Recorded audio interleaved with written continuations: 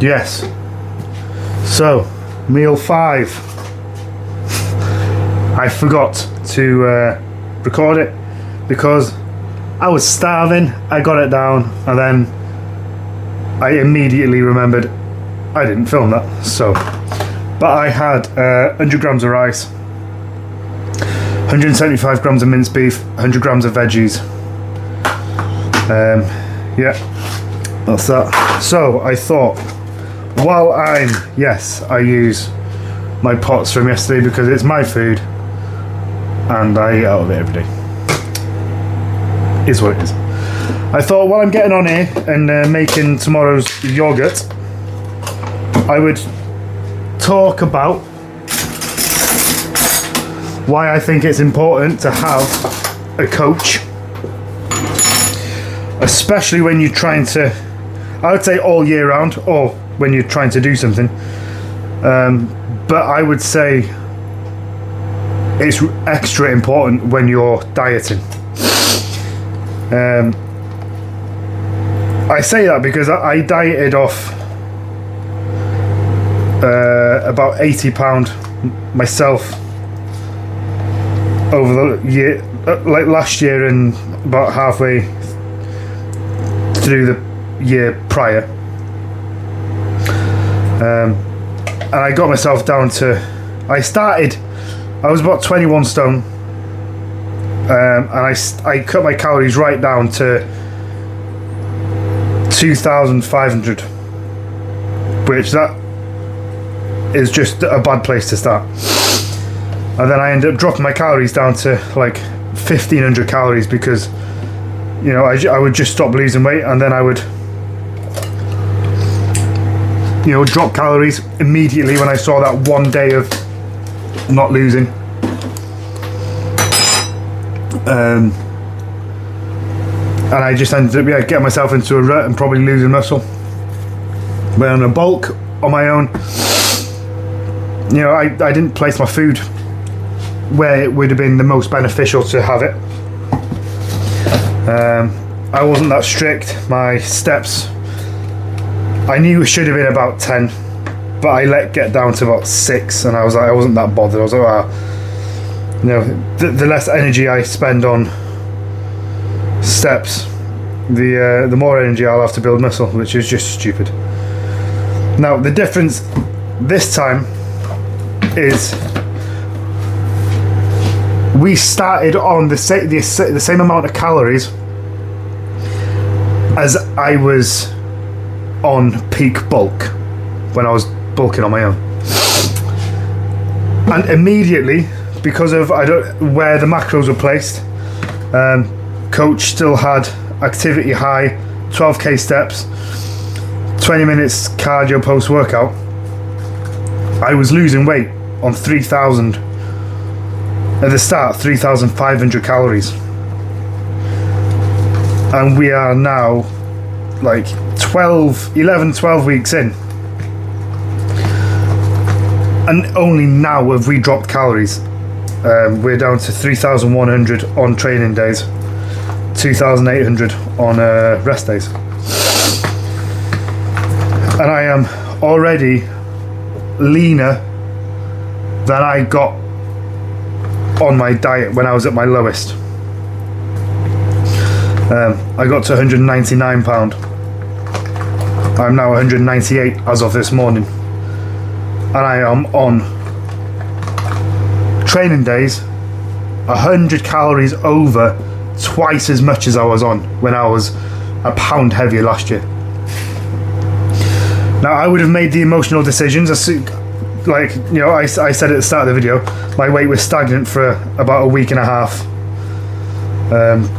before today, so I would have made the emotional decision to cut calories. No, coach just added 10 minutes of cardio post-workout, and 15 minutes cardio, so up to a total of 45 minutes cardio on rest days. Kept steps where they were, and I kept losing. Blueberries are done. And I am now losing again. We had a big 1.4 kilo drop this morning from yesterday. I think that was from waterweight. I dropped out all sweeteners yesterday, everything in my coffees. I love sweeteners, but I dropped them all out.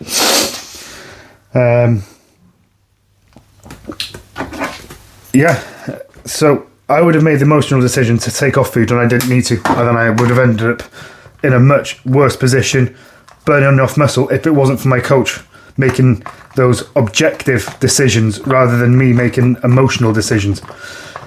You know, he can base it off gym performance. Scale weight is just one metric we measure. Body composition is arguably the most important. Scale weight does come into it. We want to see that trend down. Gym performance is another. Now, taking all those to account, he didn't see the need to drop calories. He said the weight will come down. It's just, we're just holding a bit of water. I was visibly getting leaner, but the scale weight wasn't showing it. And then, what do you know? We kept at it for a week and a half, just added 10 minutes cardio post-workout, so that's only 3 times a week. And a big 1.4 kilo drop this morning. So, the importance, in my opinion, of having a coach is so you don't make these rash, emotional decisions, so you can end up in the best possible place when it comes to the end of your cut. Because now my food is still going to be in a decent place come the end of the diet. I'm going to be strong. I'm still progressing, and I'm 8 weeks out. I'm still progressing in strength, reps, execution, everything. Gym performance is progressing all round, weekly, still. Now, I know that will stop or stagnate a little bit when I get really low. But as long as performance does stay up, intensity does stay up, and that's why we keep the calories higher around the workout, or the carbs higher around the workout, I should say. The majority of my carbs come in pre, intra and post, and then it tapers off through the day, because we don't need the gym performance at 4 o'clock in the afternoon when I was in the gym at 5 in the morning. So yeah, that's basically it. Get a coach to make objective decisions, so you don't have to make the decisions yourself, which will become emotional decisions, and you will see the best progress. Coaches cost, but at the price of having the best physique that you can possibly achieve, the best results, best gym performance. Like, I am still growing into my diet. I've probably grown more in the diet than I had when I was on my off season last year doing it myself. That's how much of a difference it's made.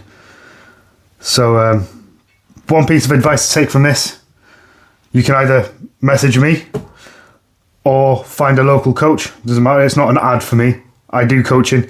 If you want to come with me, it's fine. My Instagram is on the channel description. My email is as well. Contact me on one of them. Or find a local coach in your area, or any coach, any coach that you want. It makes no difference, as long as he's decent. And you will see much better results than if you were to do it yourself. Now, obviously, the coaches still have coaches for that reason, for accountability, even though they know what they're doing. So that should show the importance, where even a coach will make that emotional decision. So, yeah. Message of the story is, get a coach. And I will see you on my last meal later this evening, in about 2.5 hours. See you then.